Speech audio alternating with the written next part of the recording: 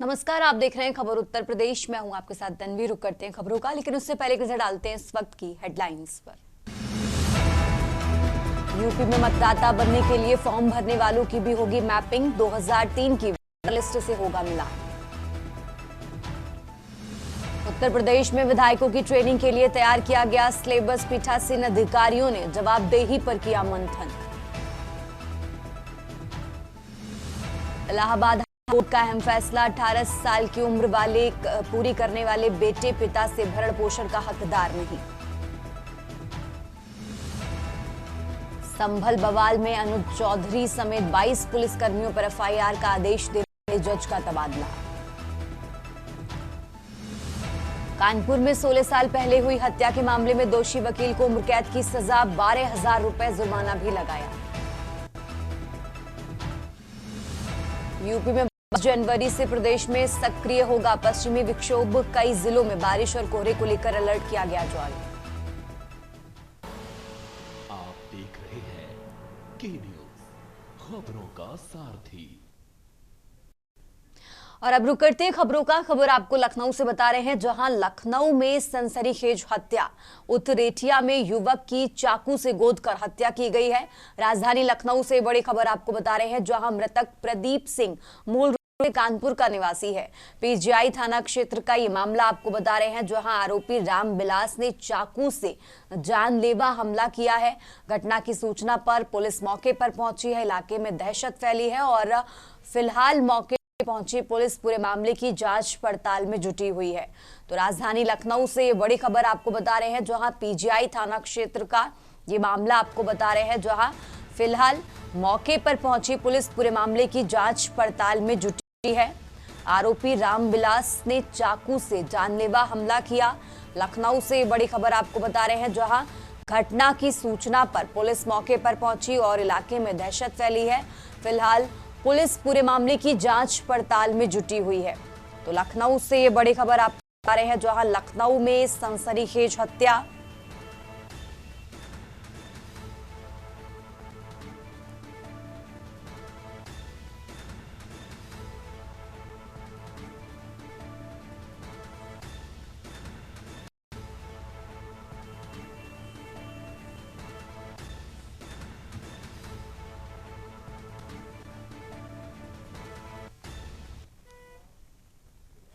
आगे बढ़ते खबरों में, गढ़कोतवाली पुलिस के हाथ बड़ी सफलता लगी है। चेकिंग के दौरान गढ़कोतवाली पुलिस और बाइक सवार बदमाश के बीच मुठभेड़ हुई है। पुलिस के रुकने का इशारा करने पर बाइक सवार बदमाश ने पुलिस टीम पर फायरिंग कर दी। जवाबी कार्रवाई में पुलिस की गोली लगने से 20,000 का इनामी बदमाश जैद घायल हुआ है। फिलहाल घायल बदमाश को उपचार के लिए अस्पताल में भर्ती कराया गया है। वहीं इसका एक साथी अंधेरे का फायदा उठाकर मौके से फरार हो गया। घायल गैंगस्टर बदमाश जैद के कब्जे से एक तमंचा व बाइक बरामद की गई है।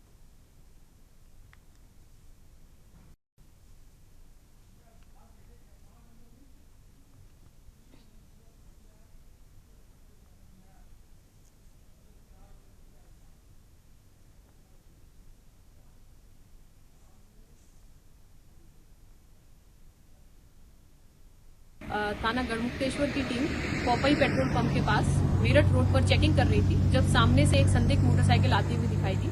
जब उन्हें रोकने का इशारा किया तो उन लोगों ने बाइक नहीं रोकी और भागने का प्रयास करते हुए पुलिस पर फायरिंग शुरू कर दी। पुलिस के द्वारा आत्मरक्षार्थ जवाबी फायरिंग की गई, जिसमें एक बदमाश के पैर में गोली लगी है और दूसरा बदमाश अंधेरे का फायदा उठाकर भागने में सफल हुआ है, जिसके लिए पुलिस के द्वारा कॉम्बिंग कराकर उसे ढूंढने का प्रयास किया जा रहा है। प्रथम दृष्टया जो जानकारी मिली है उसके अनुसार जिस बदमाश के पैर में गोली लगी है उसका नाम जैद सन ऑफ एजाज निवासी लिसाड़ी गेट मेरठ बताया जा रहा है। ये गढ़मुक्तेश्वर के गैंगस्टर एक्ट के मुकदमों में वांछित था और 20,000 रुपये का इनामिया भी था। आसपास के जनपद जैसे कि मेरठ, बुलंदशहर और हापुड़ में भी ये इसके ऊपर 1 दर्जन से अधिक मुकदमे हैं। और अब खबर कानपुर से है, जहां मुख्यमंत्री सामूहिक विवाह योजना के अंतर्गत 11 दिसंबर 2025 को चंद्रशेखर आजाद कृषि एवं प्रौद्योगिकी विश्वविद्यालय परिसर में आयोजित सामूहिक विवाह कार्यक्रम में सामने आई अव्यवस्था पर जिला प्रशासन ने सख्त रुख अपनाते हुए बड़ी कार्रवाई की है। जांच में पाया गया कि 635 वैवाहिक जोड़ों के लिए जारी कार्यादेश के बावजूद मौके पर उपस्थित 561 जोड़ों और उनके परिजनों के लिए व्यवस्थाएं नाकाफी थीं। जिलाधिकारी जितेंद्र पोदन के बाद आयोजनकर्ता firm national federation of farmers processing and retailing cooperatives of India limited को मुख्यमंत्री विवाह योजना के तहत ब्लैकलिस्ट कर दिया गया है। प्रशासन ने साफ संदेश दिया कि जन कल्याणकारी योजनाओं में लापरवाही और गड़बड़ी किसी भी हाल में बर्दाश्त नहीं की जाएगी। जांच में उपहार सामग्री की गुणवत्ता पर भी सवाल खड़े हुए हैं।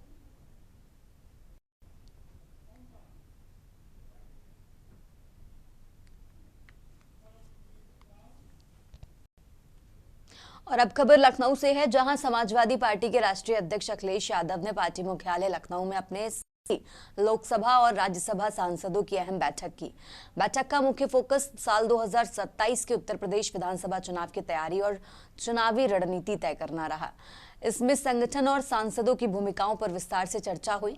अखिलेश यादव ने सांसदों को स्पष्ट निर्देश दिए कि स्थानीय स्तर पर पार्टी का अभियान तेज करें, जनता के बीच जाकर पार्टी के मुद्दों को सामने रखें और मिशन 2027 को साकार करने में सक्रिय भूमिका निभाएं। साथ ही उन्होंने सांसदों को रिपोर्ट कार्ड के आधार पर कर्तव्यों का विभाजन कर उन्हें अपने अपने क्षेत्रों में ग्राउंड लेवल काम करने का भी टास्क दिया।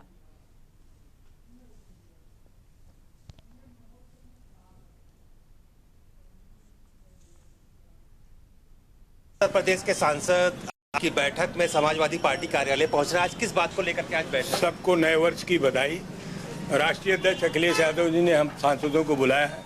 बैठक में जो निर्णय होगा वो मीडिया के सामने रखा जाएगा। जिस प्रकार से एसआईआर का मुद्दा, विधानसभा का चुनाव अहम ये माने जा रहे हैं। जो भी मुद्दे होंगे सब अंदर बात होगी, उसके बाद हम लोग पार्टी बोलेगी क्या हुआ मीटिंग में कि किस तरीके से भारतीय जनता पार्टी हिंदुत्व की पॉलिटिक्स करती है। हिंदू और हिंदू के साथ खड़ी नहीं है, हिंदुत्व के साथ खड़ी नहीं है, वो उसकी राजनीति करती है। अब ये पूरा पर्दा साफ हो गया है पूरे देश के लोगों का, खास करके उत्तर प्रदेश के लोगों के साथ। मेरा जिला बगल में लगता है और जिस तरीके से आपने देखा होगा कि मौनी अमावस्या के दिन किस तरीके से बेरहमी से मारा पीटा गया वहाँ पे लोगों को, उनके बावजूद वहाँ पे प्रशासन वहाँ पे नियम अनुसार वहाँ पे एक काम का सिचुएशन हो, एक ऐसा सिचुएशन ना बने, उसके विरुद्ध जाके मारा पीटा गया। तो अब सबको पता चल गया है कि वो हिंदुत्व के विरोधी हैं। पूरे पीडीए समाज के हक और इंसाफ की बात करें और उनके हक के इंसाफ के लिए समाजवादी पार्टी एक ऐसा विकल्प है उत्तर प्रदेश के अंदर जो बीजेपी को शिकस्त दे सकती है। तो इसलिए समाजवादी को मजबूत करते हुए माननीय अखिलेश जी को मुख्यमंत्री बनाना है। अगर आपके पास आना चाहे तो क्या आप उनको लेंगे? अगर वो ऑफर करेंगे? अभी आपने वो किया है, अभी उन्होंने तो ऐसा ऑफर किया नहीं है और जब आएगा इस प्रकार का ऑफर तो जरूर आप उसका फैसला लिया जाएगा, आपको अवगत कराया जाएगा। नेता सारे कार्यकर्ता इस बार गंभीरता के साथ जुटेंगे और जो कमियां रह गई हैं उसको उजागर भी कराएंगे। जो गलत नाम जोड़ेगी भाजपा उसको कटवाने का काम करेंगे और अपने नाम जो छूटे हैं उनको बढ़ाने के लिए फॉर्म 6 भर करके उनके नाम बढ़ाने का काम करेंगे। नहीं, ये कोई बात नहीं, अब अंदर की कोई बात नहीं बताएंगे आपको। और अब खबर प्रतापगढ़ से है, जहां थाना आसपुर देवसरा पुलिस ने अवैध हथियार के साथ एक अंतर जनपदीय अपराधी को गिरफ्तार किया है। एसपी दीपक भूकर के निर्देशन में चलाए जा रहे लूट व चेन स्नैचिंग विरोधी अभियान के तहत ये कार्रवाई की गई है। मुखबिर की सूचना ग्राम अकारीपुर तिवरान के पास से राजेश तिवारी उर्फ जज्जे तिवारी को पुलिस ने गिरफ्तार किया। अपराधी के पास से 30 बोर की देसी पिस्टल, 4 जिंदा कारतूस और एक स्कॉर्पियो वाहन बरामद हुई है।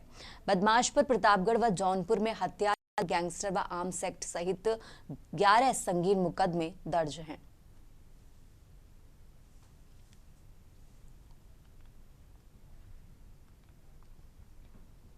मुखबिर के माध्यम से सूचना लगी थी कि एक अपराधी जिसका नाम राजेश तिवारी है, ये कहीं से 30 बोर का पिस्टल लेकर आया है और इसके पास कारतूस है और कोई घटना कर सकता है। इस सूचना पर पुलिस ने तड़के इस अभियुक्त के घर पे दबिश दी और इससे 30 बोर का पिस्टल बरामद किया है और इससे 4 कारतूस बरामद किए हैं।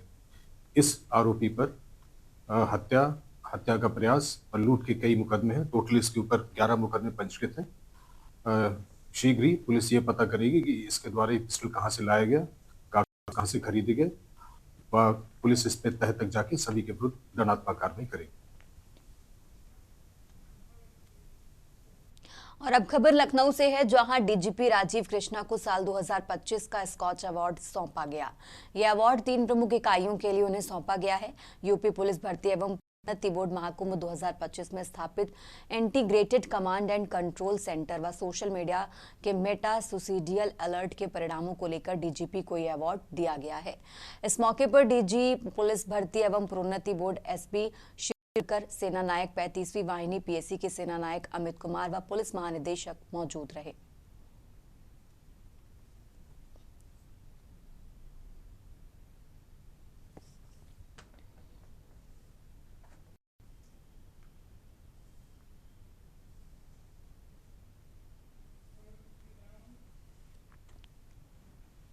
संभल के गुन्नौर ब्लॉक में उत्तर प्रदेश सहकारी भूमि विकास बैंक के चुनाव के नामांकन के दौरान उस समय हालात बेकाबू हो गए जब भारतीय जनता पार्टी और समाजवादी पार्टी के कार्यकर्ता आपस में भिड़ गए।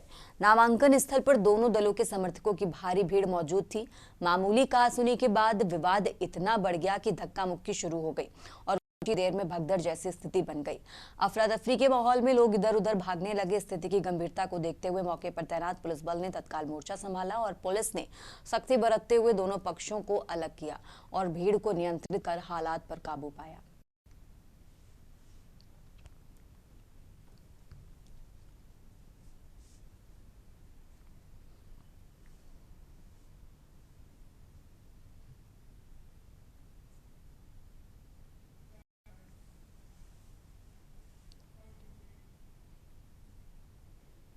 और अब खबर लखनऊ से है, जहां सरोजनी नगर इलाके में संचालित हीरालाल यादव पब्लिक स्कूल एक बार फिर शैक्षिक उत्कृष्टता साबित करने में सफल रहा है। विद्यालय में अध्ययनरत 63 बच्चों को यूपी सैनिक स्कूल की प्रवेश परीक्षा में सफल घोषित किया गया। विद्यालय में आयोजित सम्मान समारोह में सफलता प्राप्त करने वाले सभी बच्चों को तथा उनके अभिभावकों को मंच पर बुलाकर सम्मानित किया गया।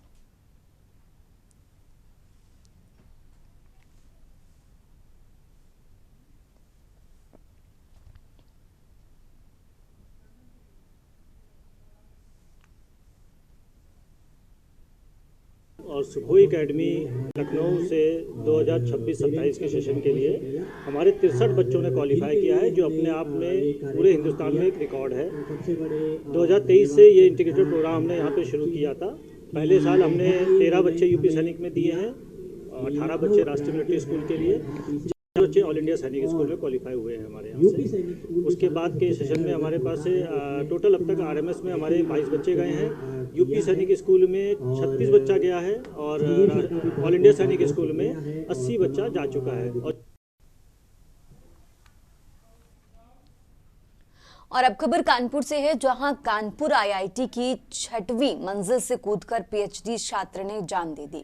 छात्र Swaroop Ishwaram Ram department of earth science से पीएचडी कर रहा था। आईआईटी मैनेजमेंट ने उन्हें गुरुदेव स्थित फॉर्च्यून हॉस्पिटल में भर्ती कराया, जहां डॉक्टरों ने उन्हें मृत घोषित कर दिया। मूल रूप से राजस्थान चूर विधासर गिरवटसर निवासी 25 साल का स्वरूप राम कानपुर आईआईटी से डिपार्टमेंट ऑफ अर्थ साइंस से पीएचडी कर रहा था। वो आईआईटी की AA 21 न्यू SBRA बिल्डिंग में रहता था। मंगलवार दोपहर को इसी बिल्डिंग की 6वीं मंजिल से स्वरूप ईश्वर ने नीचे कूद कर अपनी जान दे दी।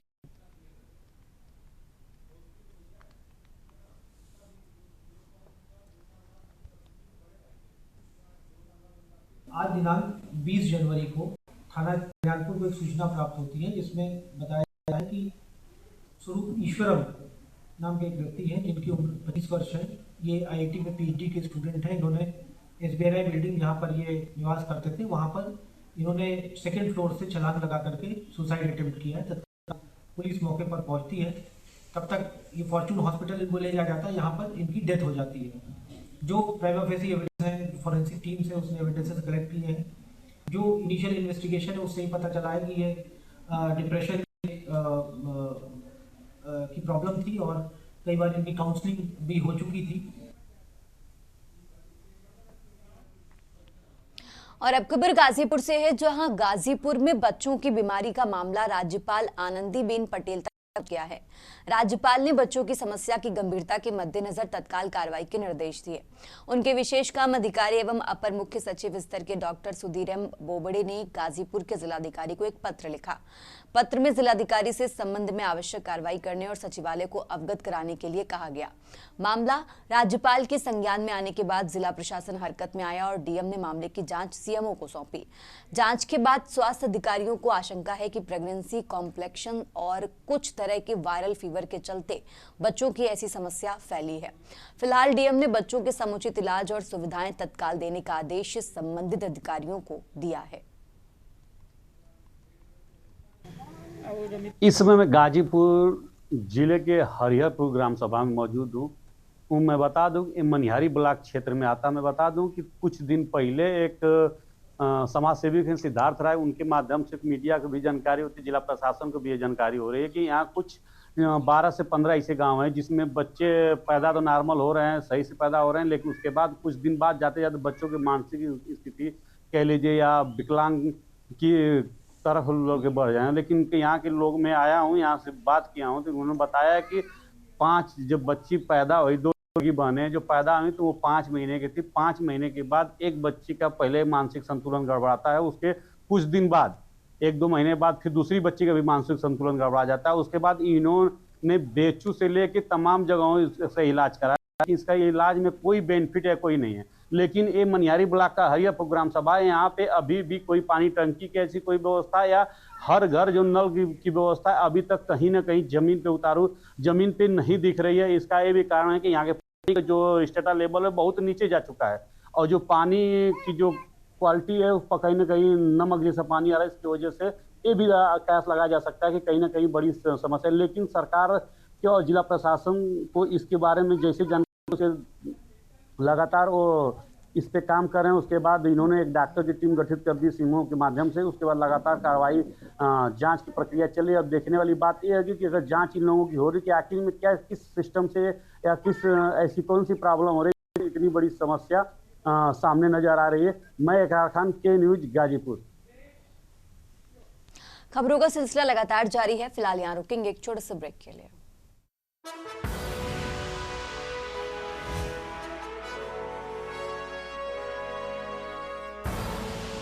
आप देख रहे हैं के न्यूज, खबरों का सारथी। ब्रेक से वापस आ चुके, रुक करते हैं खबरों का। बात कर रहे हैं सुल्तानपुर की। सुल्तानपुर जौनपुर चलते चढ़ने के दौरान एक महिला ट्रेन और प्लेटफॉर्म के बीच गिर गई। ड्यूटी पर तैनात जीआरपी और आरपीएफ स्टाफ की तत्परता और सूझबूझ से महिला की जान बच गई, जिससे एक बड़ा हादसा टल गया। घटना सुल्तानपुर जंक्शन के प्लेटफॉर्म नंबर 1 पर हुई। ट्रेन पकड़ते समय महिला अपना संतुलन खो बैठी और उसका पैर फिसल गया, जिससे वो ट्रेन और प्लेटफॉर्म के बीच गैप में नीचे गिर गई। क्यूआरटी टीम ने तुरंत कार्रवाई की। उन्होंने तत्काल ट्रेन रुकवाई और महिला को ट्रेन व ट्रैक के बीच से सुरक्षित बाहर निकाला।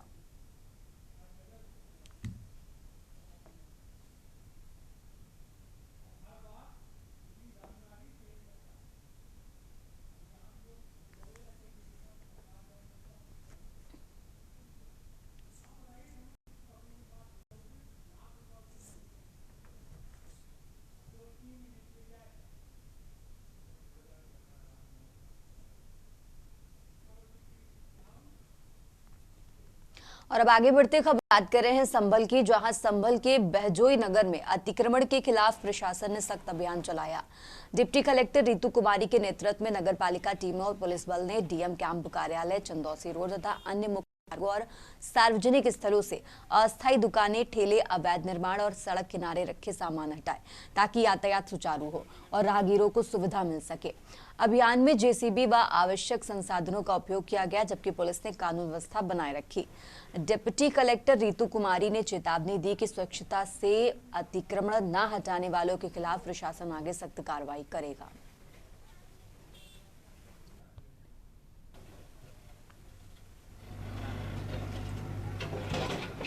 पहले भी अतिक्रमण अभियान जो था चला था, यहाँ पर बीच में रुक गया था। अब पुनः इसको हम शुरू कर रहे हैं आज से। जो सार्वजनिक जगह है, नाली वगैरह है, घड़ंजे हैं, सार्वजनिक जो जगह है उनसे कब्जा हटाया जाएगा।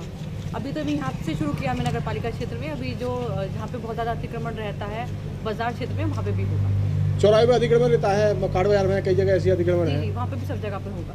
पहले भी हमने वहाँ पर लाउड स्पीकर के माध्यम से सबको सूचना दी गई है। कल एक दिन का और मौका देते हुए फिर से पुनः हम जारी करेंगे। आगे बढ़ते खबरों में, फर्रुखाबाद के जिलाधिकारी आशुतोष कुमार द्विवेदी ने शमशाबाद में स्वच्छ भारत मिशन के तहत सीवरेज ट्रीटमेंट प्लांट का निरीक्षण किया। मिशन 2.0 का उद्देश्य शहरों में अपशिष्ट जल का वैज्ञानिक प्रबंधन और उपचार करना है, जिससे स्वच्छता सुनिश्चित हो सके और प्रदूषण को रोका जा सके।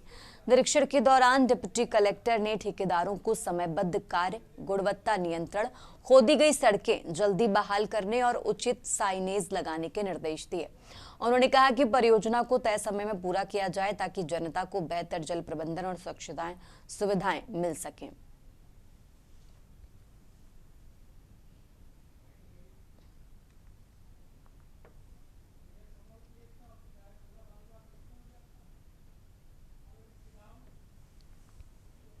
और अब खबर अंबेडकर नगर से है, जहां अंबेडकर नगर में राष्ट्रीय सड़क सुरक्षा माह के तहत अभियान के 20वें दिन परिवहन विभाग ने चालकों को सावधान करते हुए गुलाब का फूल देकर संदेश दिया।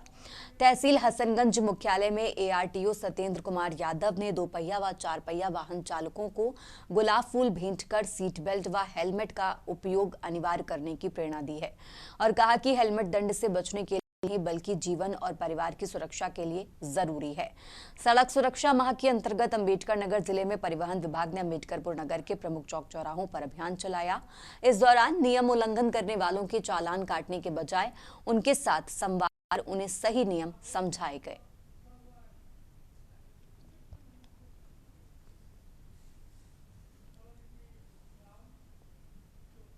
और अब खबर सुल्तानपुर से है, जहां लंबुआ पुलिस ने 2 तस्करों को गिरफ्तार कर उनके कब्जे से 38 किलोग्राम गांजा बरामद किया है।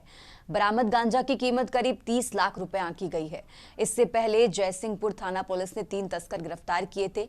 एसएसपी कुंवर अनुपम सिंह ने बताया कि गिरफ्तार आरोपी 22 वर्षीय शिवम सिंह व 32 वर्षीय रोहित जायसवाल को जेल भेजा जा रहा है, जबकि फरार होने में कामयाब रहे अंकित और राकेश कुमार को गिरफ्तार करने के लिए पुलिस लगातार तलाश ले रही है।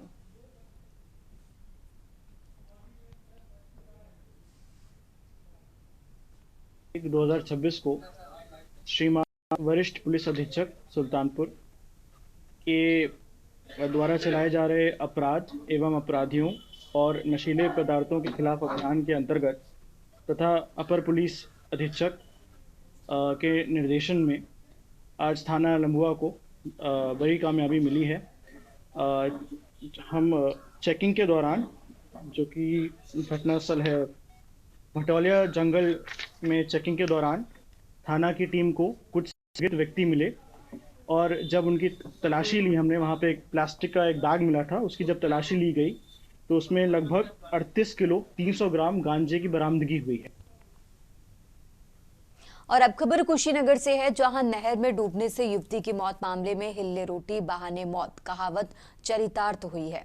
सेवरही थाना क्षेत्र के रकबा दुलमा पट्टी से होकर गुजर रही बड़ी गंडक नदी में नहा रही एक युवती को डूबते देखकर मौके पर मौजूद दूसरी युवती उसे बचाने की जद्दोजहद में जुट गई। इस दौरान बचाव की कोशिश में जुटी युवती गहरे पानी में डूबकर स्वयं डूबने लगी, जबकि पहले से डूब रही युवती की जान बच गई। सूचना पाकर पहुंची पुलिस डूबी युवती की तलाश कर रही है, जबकि डूबते डूबते बची युवती को इलाज के लिए फिलहाल अस्पताल में भर्ती कराया गया है।